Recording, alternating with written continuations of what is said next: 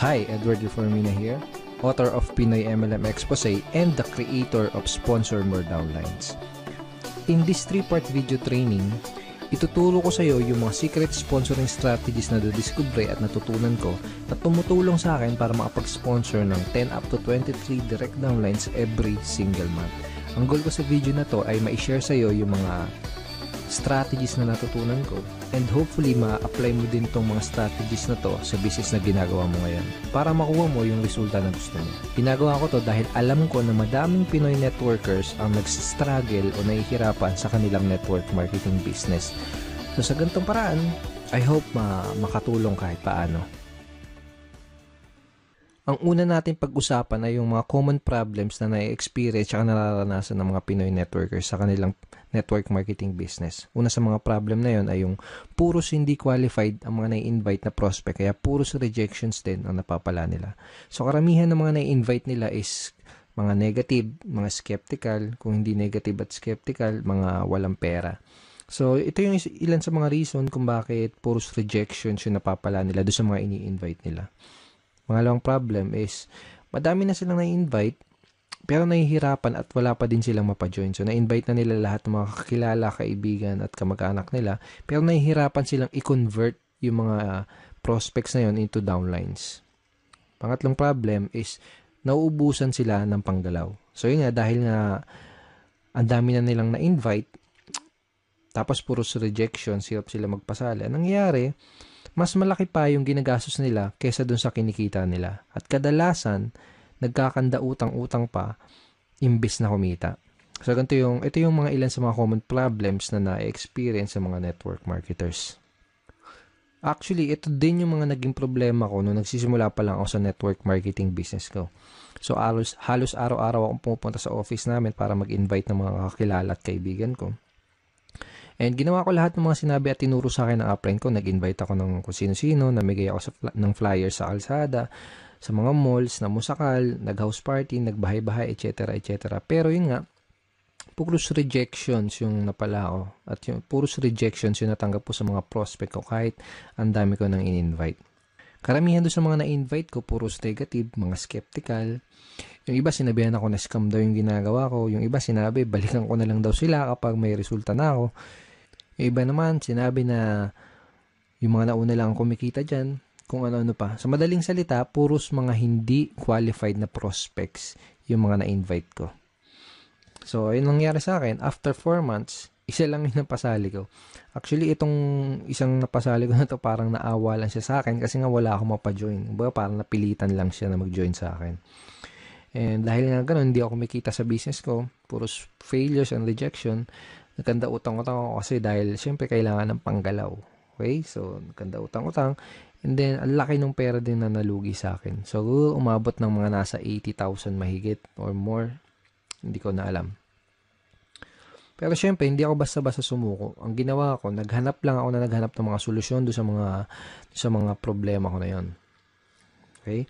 And thank God, nakahanap naman ako ng solusyon. At pagkatapos kong mahanap yung mga solusyon na yun, pagkatapos kong makadiskubre ng mga solusyon doon sa problema ko sa business ko, ito yung ilan sa mga nangyari sa akin. I sponsored 63 direct downlines in 4 short months.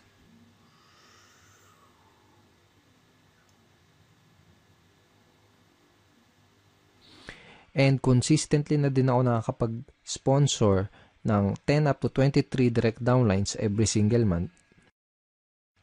Tapos, mas mabilis ko na-build yung business ko at nagsimula akong mag-duplicate dun sa mga kagrupo ko. Okay? So, yung mga solutions na natutunan ko, yung mga solution na na-discover ko, yun yung mga pag-uusapan natin sa 3-part video training na to. Yung mga solusyon na yun yung mga matututunan mo sa video training series na to.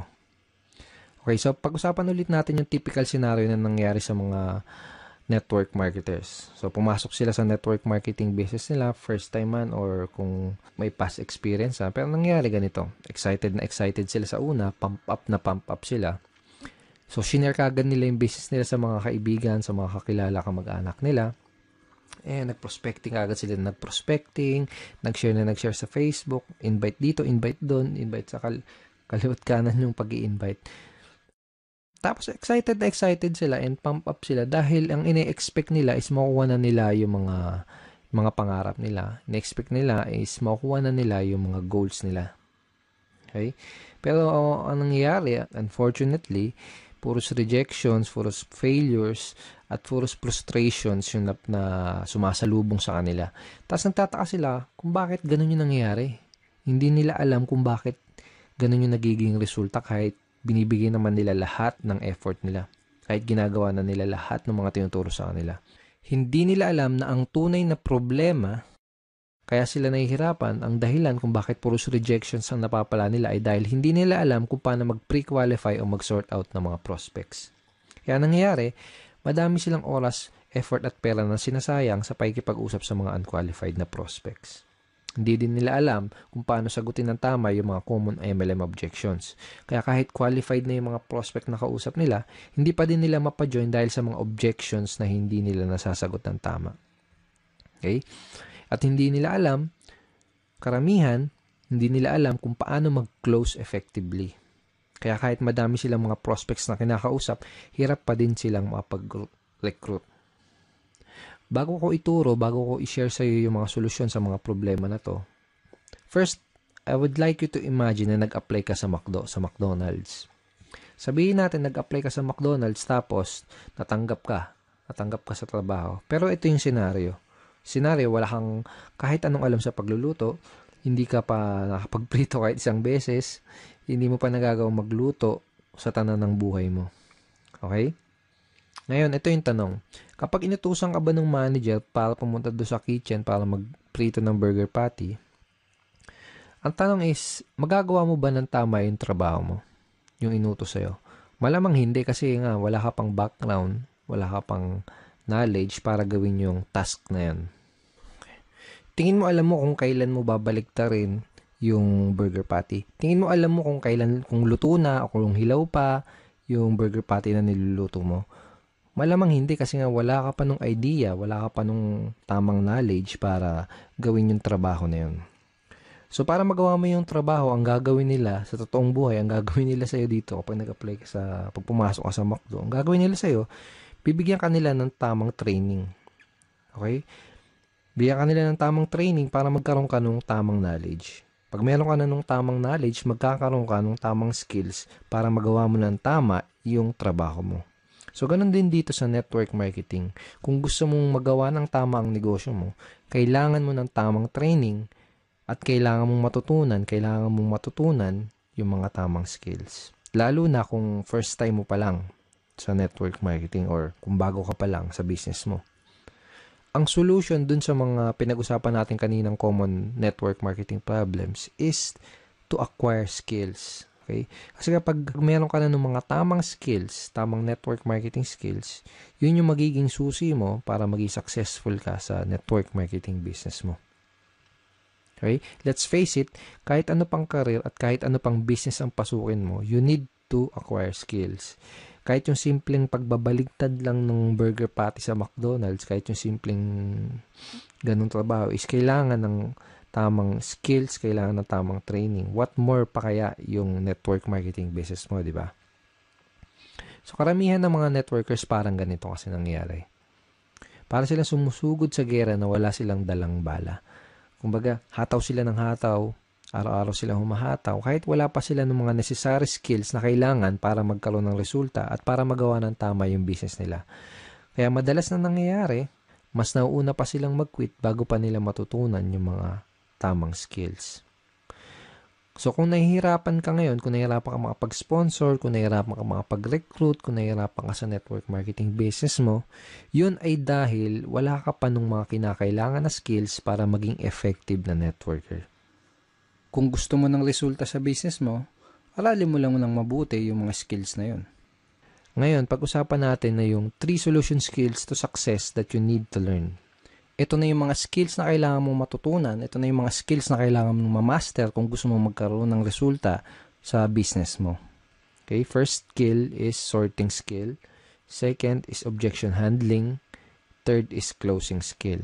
Ang una natin pag-usapan ay yung sorting. Bibigyan kita ng magandang analogy para mas mag-grasp at mas maintindihan mo na mabuti kung ano ba tong sorting.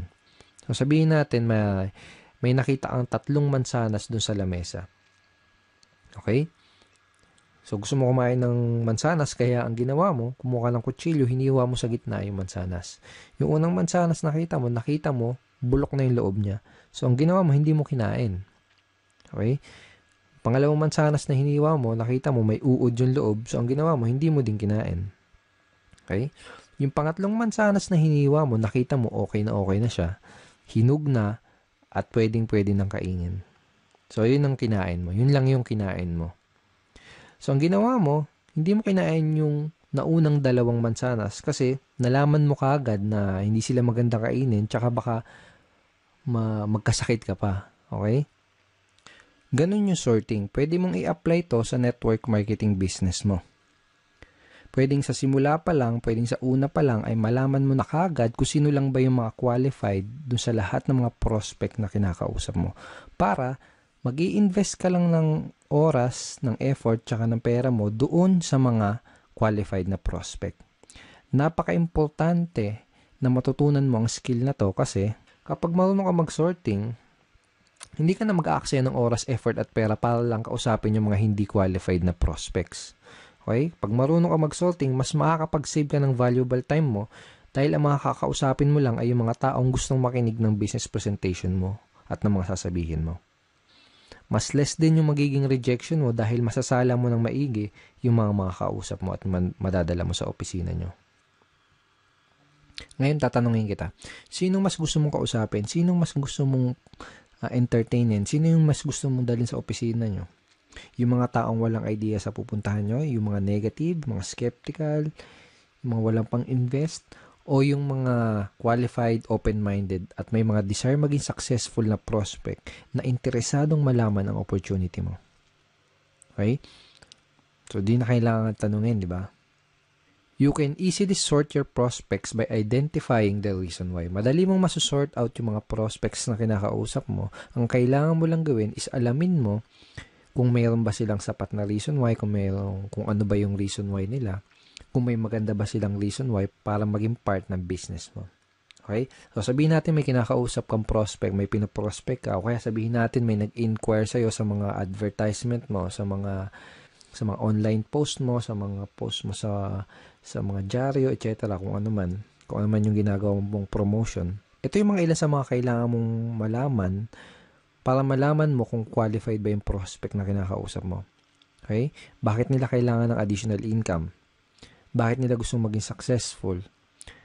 May problema ba silang gusto nilang masolusyonan? Bakit nila gustong magkaroon ng pagbabago at mas magandang buhay? Madali mong ma-identify yung mga reason why ng prospect mo by simply asking the right questions. This time, gusto kitang bigyan ng mga example questions, example lines na ginagamit ko para magawa kong malaman kung yung mga reason why ng prospect ko, para magawa kong malaman kung qualified ba yung prospect na kinakausap ko. So, sabihin natin na introduce mo na yung opportunity mo. Ito yung question na pwede mong itanong sa kanya para malaman mo kung ano yung reason why niya at para malaman mo kung qualified ba siya na prospect para sa business mo. Ito. Pwede mo bang sabihin bakit gusto mong magkaroon ng blank? Okay? So, sabihin natin, in-offer mo yung opportunity mo as a part-time business or home-based business, extra income, o kung ano man. Ganito. Ganito sasabihin mo. Pwede mo bang sabihin bakit gusto mong magkaroon ng home-based business? Pwede mo bang sabihin bakit gusto mong magkaroon ng part-time income? Okay? Another example, another variation ng question na ito. Ano yung reason bakit ka interesado na magkaroon ng blank? Okay? Again, ilalagay mo doon sa blank kung paano mo ina-offer yung opportunity mo. For example, ano yung reason bakit ka interesado na magkaroon ng home-based business? Ano yung reason bakit ka interesado na magkaroon ng part-time income? Ano yung reason bakit ka interesado na magkaroon ng additional source of income? Malalaman mo kung qualified ba yung prospect na kinakausap mo base dun sa isasagot niya dito sa itatanong mo. Kapag tinanong mo sa prospect mo to, ganito yung pwedeng isagot niya sa'yo. Okay. So, basically, this is a screenshot ng chat conversation ko with the prospect. Basically, may kinakausap akong prospect sa Facebook and gusto kong malaman kung qualified ba siya na prospect para sa business ko. Kaya tinanong ko, ito, bakit mo gustong magkaroon ng additional source of income? So, ang sinagot niya, first reason is family. Okay? And sinabi niya din na lumalaki na yung family ko. I have one daughter and incoming baby this May 2013. So basically, ang nangyari, sinabi niya sa akin yung reason why niya. Kung bakit niya gusto magkaroon ng additional source of income. Nalaman ko na qualified siya na prospect dahil meron siyang sapat at magandang reason why para gawin yung negosyo. Okay? Nalaman ko na kailangan niya ng dagdag na income kasi nga lumalaki na yung family niya. So, lumalaki na yung mga bills na babayaran niya, mga anak yung misis niya, etc. So, sa madaling salita, nalaman ko na qualified siya na prospect by simply asking these questions. Okay. Lahat ng prospect na kinakausap ko, inaalam ko muna ng maigi kung meron ba silang maganda o sapat na reason why. Doon ko kasi malalaman kung qualified ba sila na prospect o hindi. Alam ko kasi na kung wala silang mabibigay na magandang reason why or sapat na reason why, hindi rin sila mamomotivate na mag-take ng action. Hindi sila mamomotivate na mag-join, hindi sila mamomotivate na maglabas ng kapital. Baga wala silang sapat na reason why para magsimula ng isang network marketing business. Kung wala silang mabibigay sa akin na magandang reason why or sapat na reason why, hindi ako mag-aaksaya ng panahon para explainan pa sila, para dalhin pa sila sa office. That is how I sort my prospects and that is how I qualify my prospects. Okay, so possible scenario, sabihin natin na tinanong mo na tong questions na to sa prospect mo, pero sabihin natin ang nangyari ay hindi kagad siya nag-open up sa'yo. Sabihin natin na hindi niya kagad sinabi sa'yo yung reason why niya. Posible kasi na mangyari yon, lalo na kung kakikilala mo pa lang sa kanya o kaya hindi ka pa nakakapag-build ng rapport. Posible na kapag tinanong mo sa kanya tong questions na to, itong ano yung reason bakit ka interesado na magkaroon ng additional source of income, posible na yung isagot niya lang sa'yo ay parang yung mga wala lang. Gusto ko lang kumita ng additional income. Pwedeng ganon. So, walang sapat na reason why, di ba? O kaya naman, pwedeng ang isagot niya ay wala lang. Sino ba naman ang ayaw kumita ng additional income? Parang ganon. So, wala ding sapat na reason why. Ang questions na pwede mong itanong do sa prospect mo para magawa mong mag-open up siya sa'yo at para magawa mong ma-identify yung reason why niya ay itong mga questions na to. Ito, sabihin natin na kumikita ka na ng part-time income, magkano ang gusto mong kitain on a monthly basis? O kaya magkano ang gusto mong kitain na additional income per month? Parang gano'n. Kapag tinanong mo sa prospect mo to, gagawin niya is magbibigay siya sa'yo ng figures. Usually, sasabihin nila ng prospect is 10,000 per month, 20,000 per month, 50,000 per month, or 100,000 per month. Iba-iba. Okay, so kahit na anong ibigay niya sa yung figure, ito yung next na question na pwede mong itanong sa kanya. Ito.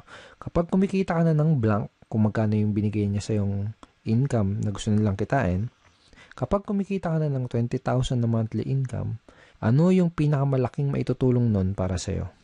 O kaya, ano yung pinakamalaking maitutulong nun para sa'yo at sa pamilya mo?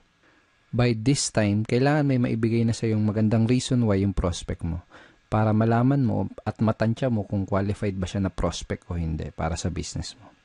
So, I will show you another example. So, basically, may kinakausap ulit akong prospect via Facebook chat.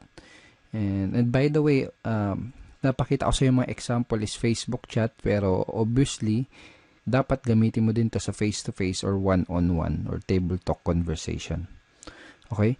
So, again, may kinakausap ako na prospect via chat.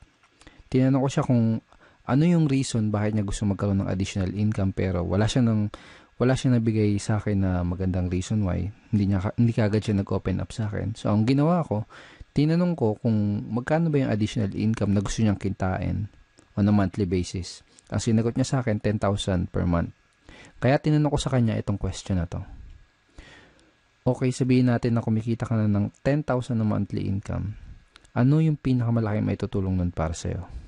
Ang sinagot niya, sa pag-aaral po, pang-araw-araw na gastos sa bahay. And sabi niya, nakikitira lang po kasi ako sa kamag-anak ko. So by asking this simple question, napakasimpleng question lang naman, di ba? Pero very, very powerful in terms of identifying your prospect's reason why. And very powerful para magawa mong mag-open up sa'yo yung prospect mo. So, by asking this simple question, nagawa kong mag-open up yung prospect at nalaman ko na qualified pala siya dahil may maganda at sapat na reason why pala siya para gawin yung business. So, pag alam mo na yung reason why ng prospect mo, pwede ka na mag-move on dun sa next step, which is to introduce him or her dun sa business opportunity na ina-offer mo. So, kapag alam mo na yung reason why ng prospect mo, kapag alam mo na yung gusto niyang monthly income na kitain, ito yung line na pwede mong gamitin para madali mong ma-invite yung prospect mo doon sa inyong business opportunity meeting or BOM, sa inyong seminar or online video, kung ano man. Depende sa company nyo. Every company, iba-iba yung sistema nila. Okay, so ito yung line na pwede mong gamitin. Kung may maipapakita ako sa yung paraan na pwede kang kumita ng blank per month doing part-time para their why, isisingit mo dyan yung reason why na sinabi sa'yo ng prospect mo. Willing ka bang tignan kung ano yun? So for example, kung may mapapakita ako sa yung paraan na pwede kang kumita ng 20,000 per month na income doing part-time para magawa mong matulungan yung asawa mo sa mga gastusin nyo or para magawa mong mabayaran lahat ng mga pagkakautang nyo or para makatulong ka sa mga magulang mo, willing ka bang tignan kung ano yun? Kapag tinanong mo sa prospect mo tong question na to, ano sa tingin mo yung isasagot niya sa'yo? Tingin mo sasagutin ka niya ng, hindi ako willing tignan yan. Wala akong time. Ganun ba yung sasagot niya? Most likely, ang isasagot niya sa'yo is positive answer. Ang pwedeng isagot sa'yo ng prospect mo ay tulad ng, sige, willing akong tignan kung ano yan. O kaya, mukhang okay yan ah. Ano ba yan? Sige, willing akong tignan kung ano yan. Para mga ganun. So, this is a very effective line na pwede mong gamitin para madali mong ma-invite yung prospect mo dun sa opportunity meeting nyo. Napaka-effective nitong line na to dahil ginamit mo yung reason why ng prospect mo dun sa invitation mo. Ngayon, pag-usapan natin kung ano yung mga pwede mong gawin para mapakinabangan mo na maigi yung mga tinuro ko sa'yo dito sa video na to. Okay? So, ito yung mga kailangan mong gawin. Una, write this example sorting questions that I gave you. So, mamaya balikan mo tong video na to, i-play mo ulit, tapos isulat mo sa papel o kaya i-type mo sa cellphone mo or sa iPad mo yung mga example questions na binigay ko sa'yo. Okay? Second, read this line ng paulit-ulit and try to internalize them. Okay? So, wag mo kabisaduhin. Okay? Mas maganda kung ma-internalize mo siya. Mas maganda kung mas maintindihan mo kung ano yung reason bakit mo siya tinatanong. Basta, tandaan mo, yung mga example questions na binigay ko sa'yo, ang goal mo, kaya mo gagamitin yung mga example questions na yun, ay para ma-qualify mo yung prospect mo at para malaman mo yung reason why nila. Okay? Pangatlo, start asking these sorting questions to your prospect. So, kung may kakausapin ka na prospect mamaya, bukas o sa isang araw, start using these questions. Simulan mong gamitin at itanong yung mga question na yon sa mga prospect na makakausap mo para magawa mong masort yung mga kinakausap mo na prospect at para malaman mo kaagad kung qualified ba sila o hindi sa business mo. Pag ginawa mo yon, mas makakapag-save ka ng time, ng effort, tsaka ng pera mo. Okay? So, thank you so much for watching this video. I hope madami kang natutunan din sa training video number 1. In training video number 2, pag-uusapan natin na yung some of the biggest misconceptions ng mga networkers. Ito yung mga maling akala ng mga networkers na pumipigil sa kanila para magkaroon ng resulta. Pag-uusapan din natin sa training video number 2 kung paano mo sasagutin yung mga common MLM objections. Bibigyan din kita ng free PDF script na magagamit mo sa pagsagot nitong tatlong objections na to. So, don't forget to check your email for training video number 2. Ipapadala ko sa iyo yung link ng video number 2 sa isang araw. Hindi bukas, sa isang araw. Kaya sa baba ng video na to, may makikita kang like and share button. Huwag mong kalilimutan na i-click yung like and huwag mo din kalilimutan na i-share tong video na to. And pwede ka rin mag-comment sa baba. Kung may gusto kong itanong, pwede mo rin i-type yon sa comment box below. And I will try my best na sagutin yung question mo. Again, thank you so much for watching this video and see you in video number 2.